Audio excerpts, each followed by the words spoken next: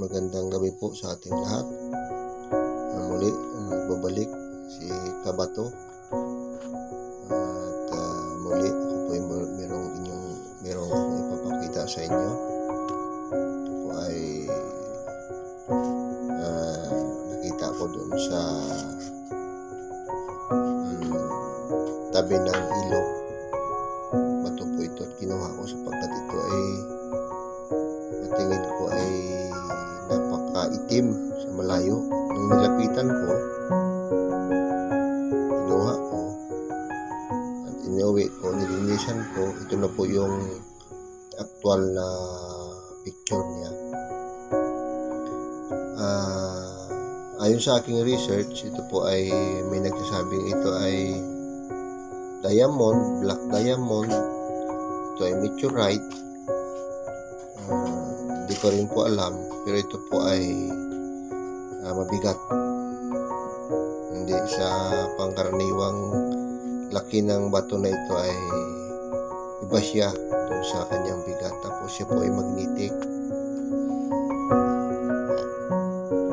Yan po. Yan. Yan po yung kanyang klase. Yan. Gabi po ngayon.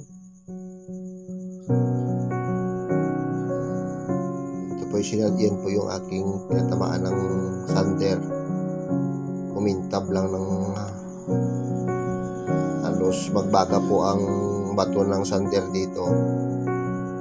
Nilagyan ko naman po ng cutting disc at aking kinating. Ito po ang naging resulta. Halos hindi po siya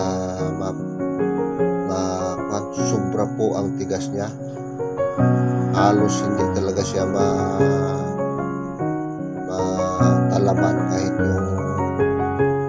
yung pang-cutting pa po ng tiles.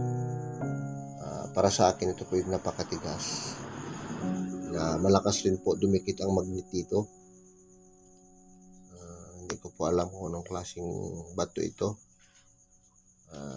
Baka inyo pong alam ay pakitulungan naman po ako kung ano pong klaseng bato ito. Sa mga nakakaintindi ay pakitulong-tulungan naman po. Ito po yung pinatamaan ko po yan ng bala ng sander. Yan po ang nangyari. Yung kintab na nakikita yan. Yan po yan.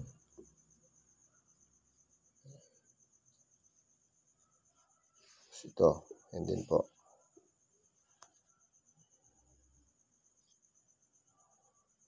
Yan o.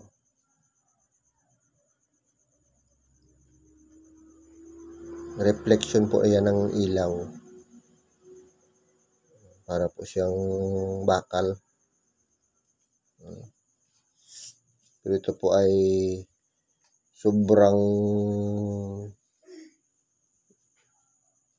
parang sobra siyang maitim pero sobrang green naman siya na sobrang itim. Parang green na itim.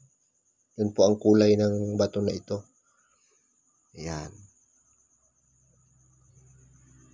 Maraming salamat po sa mga nakakaintindi. Paki-comment naman po at paki-sabi naman po sa akin kung anong uri ng bato ito. Maraming salamat po sa inyo. God bless.